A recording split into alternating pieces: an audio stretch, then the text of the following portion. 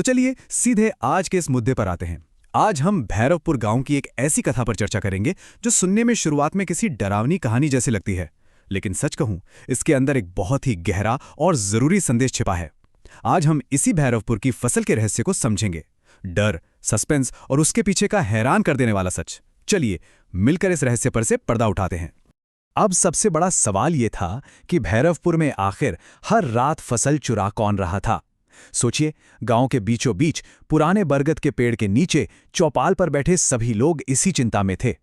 लालाराम जैसे किसान तो बेहद परेशान थे, क्योंकि उनके खेत से आधी गन्ने की फसल रातों रात गायब हो चुकी थी। और सबसे चौंकाने वाली बात पता है क्या थी? खेत के आसपास किसी चोर के पैरों के कोई निशान थे ही नहीं। मतलब इतनी भारी मात्रा में फसल गायब हो जाए और कोई नामो निशान ना बचे, ये कोई आम चोरी तो बिल्कुल नहीं लग रही थी। इस पूरी घटना ने गांव वालों को दो हिस्सों में बांट दिया था।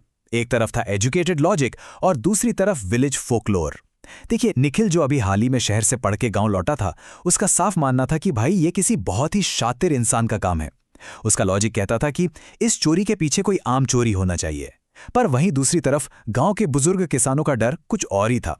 उन्हें पूरा यकीन था कि ये किसी पुरानी रहस्यमयी शक्ति का काम है जो जमीन पर साया बनकर घूम रही है। ऐसे डर के माहौल में जब लॉजिक और अंधविश्वास आमने सामने आते हैं ना, तो कहानी और भी उलझ जाती है। तो आखिर इस सच का पता लगाने के लिए एक सॉलिड योजना बनाई गई। शाम को चौपाल पर काफी बहस हुई और ठीक 9:30 बजे निखिल, रघुवीर, भीमसेन और लालाराम ये चारों अंधेरे खेतों की तरफ निकल पड़ते हैं। सोचकर देखिए उस माहौल को। रास्ते में ठंडी हवाएं चल रही हैं और सूखे पत्तों की सरसराहट से डर और बढ़ता जा रहा है। धीरे धीरे वक्त बीता और ठीक रात के 12 बजे गांव की तरफ से आने वाली सारी आवाजें अचानक बिल्कुल बंद हो जाती हैं। खेतों में एक ऐसा सन्नाटा छा जाता है जैसे पूरी दुनिया अचानक से थम गई हो। अब इस घनघोर सन्नाटे में उस अनसुनी मुसीबत का सामना करने के लिए उन्होंने पूरी तैयारी कर ली थी। चारों लोग पूरी हिम्मत जुटाकर वहां गए थे। हाथों में टॉर्च और मजबूत लाठियां थीं। उन्होंने क्या किया कि खेतों के बीच बनी एक पुरानी टूटी फूटी झोपड़ी को अपना ठिकाना बना लिया, जहां से पूरे खेत पर आसानी से नजर रखी जा सके। उनका प्लान सिंपल था, बारी बारी से जागकर पहरा देंगे ताकि थोड़ा आराम भी मिल जाए और खेत की लगातार निगरानी भी होती रहे। यहां तक तो सब कुछ ठीक था, शांत था, लेकिन तभी कुछ ऐसा होता है जिसकी उन्होंने सपने में भी कल्पना नहीं की थी। रात के ठीक 12 बजे उस घनघोर अंधेरे और सन्नाटे को चीरती हुई अचानक खेतों की तरफ से एक औरत के गुनगुनाने की आवाज आने लगती है। सुनने में ये आवाज किसी लोरी जैसी धीमी और मीठी जरूर थी, पर उसमें एक अजीब सा खौफ और उदासी छिपी हुई थी। सोचिए, आधी रात का वक्त, बिल्कुल सुनसान खेत और अचानक ऐसी आवाज। उन चारों के डर का आलम उस वक्त क्या रहा होगा, इसका हम और आप बस अंदाजा ही लगा सकते हैं। और इस आवाज को सुनते ही लालाराम एकदम डर के मारे बोल उठता है, मैंने कहा था ना, मैंने यही आवाज पहले भी सुनी थी और ठीक उसके बाद मेरी फसल गायब हो गई थी। अब देखिए, ये बात बहुत ही महत्वपूर्ण थी, क्योंकि इसने ये साबित कर दिया कि ये गुनगुनाने की आवाज कोई भ्रम नहीं था। इस आवाज और फसल चोरी होने के बीच एक बिल्कुल सीधा और बहुत ही डरावना कनेक्शन था, जो उन सबके सामने आ चुका था।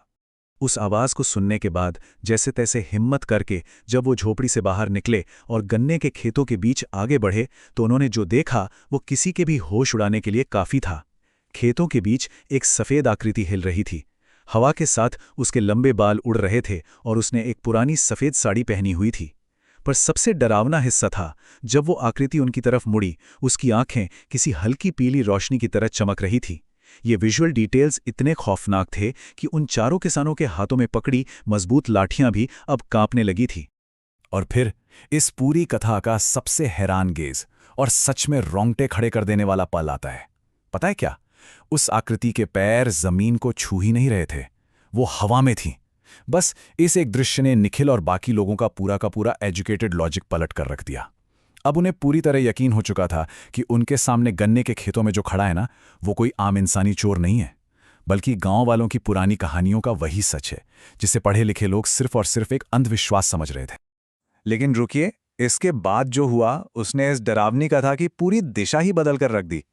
उस शक्ति ने उन्हें कोई नुकसान नहीं पहुंचाया, बल्कि एक बहुत ही भारी और उदास आवाज में कहा, तुम लोगों ने इस धरती की इज्जत करना छोड़ दिया है। ये इस पूरे विश्लेषण का सबसे बड़ा टर्निंग पॉइंट है।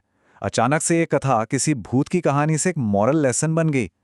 उस आकृति ने उन्हें याद दिलाया कि इंसानों ने लालच में आकर इस धरती से सिर्फ लेना सीखा है और बदले में से वापस कुछ देना तो पूरी तरह भूल ही गए हैं। अब यहां पर उस शक्ति के असली परिभाषा को समझना बहुत ही दिलचस्प हो जाता है। असल में वो कोई नुकसान पहुंचाने वाली या बुरी आत्मा नहीं थी, बल्कि ये नेचर का यानी प्रकृति का ही एक रूप थी, एक मैनिफेस्टेशन ऑफ निग्लेक्टेड नेचर, जो अपना भूला हुआ पारंपरिक हिस्सा, अपना हक वापस लेने आई थी। होता ये था कि पुराने समय में गांव वाले पहली फसल इस धरती को अर्पित करते थे, लेकिन आज के इस नए दौर की तेजी और लालच में वो ये सब पुरानी परंपराएं भूल गए थे।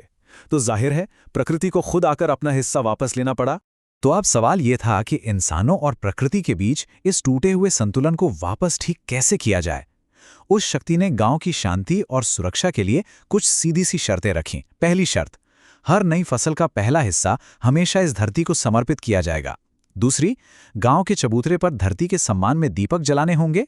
और तीसरी सबसे जरूरी शर्त, इस पुरानी परंपरा और धरती के प्रति अपने आभार को आगे से कभी नहीं भूलना होगा। ध्यान दीजिए, ये केवल कुछ नियम नहीं थे, बल्कि नेचर के साथ वापस एक हार्मनी, एक तालमेल बनाने का निश्चित तरीका था। अपनी बात पूरी करने के बाद वहां जो हुआ वो किसी सस्पेंस फिल्म के क्लाइमैक्स जैसा था। अचानक खेतों में हवा बहुत तेज चलने लगी। एक बड़ा ही घना कोहरा अचानक से पूरे खेत में फैल गया, जिसने हर एक चीज को धुंधला कर दिया। और जब कुछ ही सेकंड्स के बाद वो कोहरा छटाना, तो वो आकृति वहां से पूरी तरह गायब हो चुकी थी। खेतों में अब सिर्फ और सिर्फ ठंडी हवा चल रही थी और दूर कहीं वही धीमी लोरी जैसी आवाज अब धीरे धीरे शांत हो रही थी।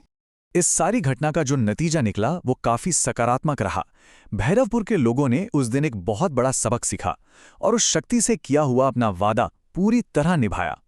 उन्होंने आने वाली हर पहली फसल का हिस्सा गांव के श्राइन पर रखा और धरती के सम्मान में नियमित रूप से वहां दीपक जलाए गए।